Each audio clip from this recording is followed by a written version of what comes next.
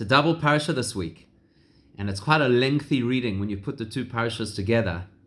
So some people are sighing with relief that they don't have to be in shul and endure such a long reading. And what's interesting about it is that we know the name of a parsha is always very carefully chosen, not just because we need to find a unique word in the first sentence or two so we can identify the parsha. The name is supposed to represent what the overarching theme of that entire parsha is. That's the first principle. The second principle is that in Judaism, if you put two things together, it's also not just arbitrary because we unfortunately have to get through a certain amount of parashas in a certain amount of time. The fact that these parashas are combined with each other indicates that somehow they are linked thematically as well. And that seems a bit odd when you look at this parasha. When you put these two things together, these two principles, it actually doesn't seem to make sense because the first parasha is called Matos and the second parasha is called Massei. Matos, the translation of the word mate, matos is the plural. The translation of the word mate is a staff, a stick. You remember that from when Moshe was sent to Pharaoh. So it says, Kach es hamate, kach es matcha. A number of times, take your stick. This is the stick of authority that's supposed to show Pharaoh who's in charge. Even just whatever it was, 2 weeks ago when we read about hitting the rock, when Moshe was supposed to speak to the rock, but there Hashem also told him, Kach es hamate, take the stick, and then you go and approach the rock. So a mate represents authority, and a mate represents strength, the strength of authority. Almost like a leader, it kind of represents a leader who has the power to get everybody to conform.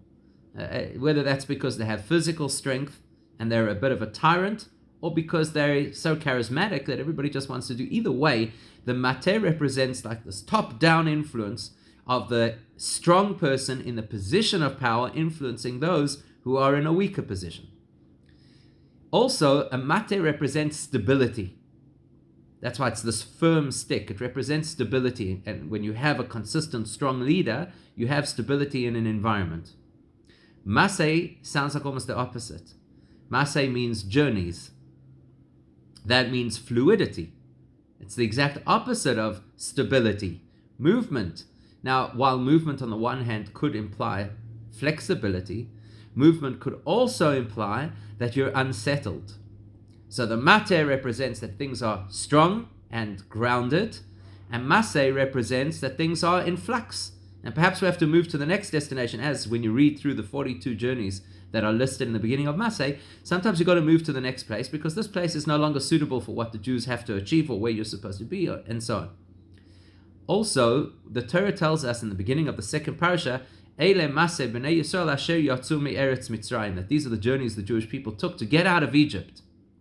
So getting out of Egypt implies escape.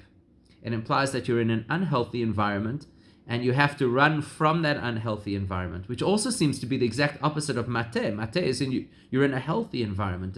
It's solid and it's strong and it's grounded and things are good. So how do these two parashas actually come together? How do they form a combination? Again, it's not arbitrary that we just couple two parashas because we've got to get through a certain amount of content in a certain amount of time.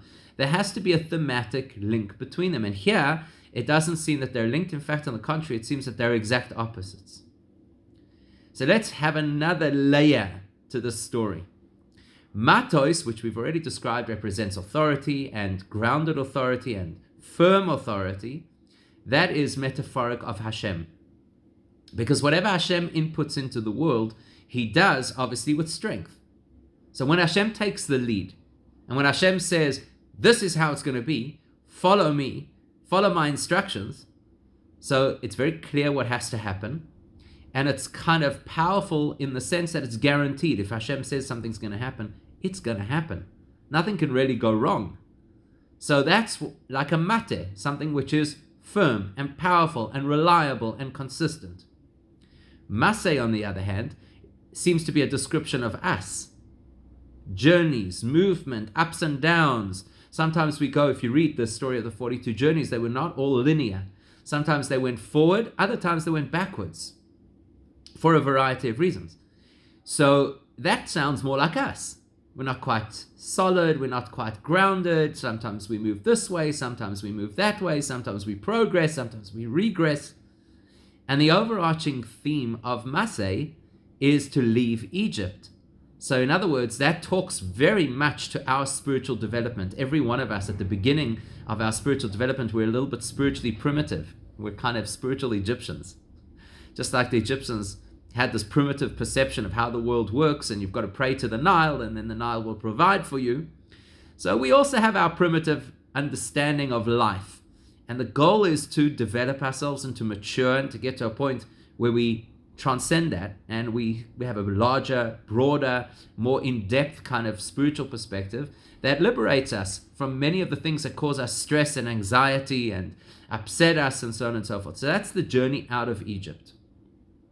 If you had to put it into different words, you could say Matos represents when the flow is from Hashem downwards into the world, like a leader who guides, influences, and lifts the people. And Massei represents the struggle that we go through to lift ourselves out of the world, to extract ourselves from the quicksand of life. So that only accentuates the question then, because then Matos and Massei really do seem to be contradictory. In other words, if Hashem is, so to speak, in your face, if Hashem is leading in a very compelling, obvious way, you won't struggle. You'll just kind of go along for the ride. And on the other hand, if you're struggling and you're working through your stuff and you're trying to journey out of Egypt, that naturally implies that Hashem is not so obvious in your life, or Hashem's intention is not so clear. So how do you put the two of them together? They don't seem to match. Now, each one has an advantage and each has a disadvantage. And in this, you'll hear an echo of what we were speaking about this week in the context of the first and the second Beis HaMikdash.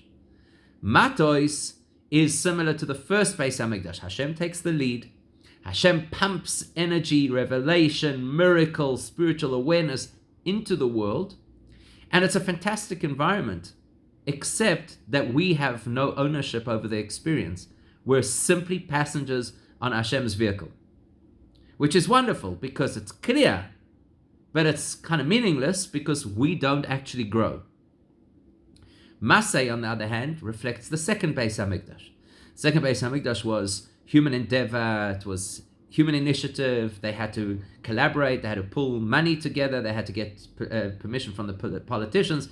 It's a journey, and a journey with its twists and turns that is not so simple and not so beautiful and not so inspiring. But wow, do you feel like you've journeyed? Do you feel like you've made progress, that you've changed? So the advantage of the Matos experience is clarity and certainty. The advantage of the Massei experience is journey and achievement. Now, these two parashas will always be read during this period of what we call Bein HaMetzorim, the 3 weeks of mourning the destruction of the Beis HaMikdash. And that's not accidental either, because that means that these parashas speak to the heart of what this time of year is about. Some years, like this, they're combined into a single Shabbos. And when they're combined into a single Shabbos, then it means to say that this is a time where you have the value of both energies in harmony. That means to say that Hashem gives the max and we give the max simultaneously, and they're not actually at loggerheads. In other words, Hashem gives us the kind of inspiration that we need, but we absorb that inspiration in such a way that we actually take ownership and we grow and we respond accordingly. We don't just kind of tailgate. We get into the mode of working and investing. When the two energies work together, that represents the ideal state that will be represented by the third Beis HaMikdash, where you'll have the greatest revelation of Hashem, even greater than what was in the first Beis HaMikdash, together with the ultimate endeavor and investment of human effort, both together harmonized. That's the ultimate experience of the third Beis HaMikdash. So we specifically read this at this time of the year when we mourn the Beis HaMikdash, but on a Shabbos like this one, where the two come together and they harmonize, that kind of indicates that this is more appropriate, or there's greater potential for the experience of the third Beis HaMikdash. When you put that into the context of the fact that we conclude a book of the Torah tomorrow, the fourth book, and then we're supposed to say, Chazak, Chazak, v'nis chazek, strength and strength, and we should be strengthened, we actually mean this, that we should be strengthened in this particular context of having the greatest revelation of Hashem and the greatest investment from our part, which is the perfect balance of what Hashem wants with His world, which is what we'll experience, please God, with Mashiach, which we hope to experience even now in these 3 weeks before we get to Tisha B'Av. So please God, it should be a good Shabbos, the Shabbos Mevorchim, we're blessing the month of Menachem Av. It should be a good month, and we should see Hashem's revealed brachos, especially the bracha of Mashiach.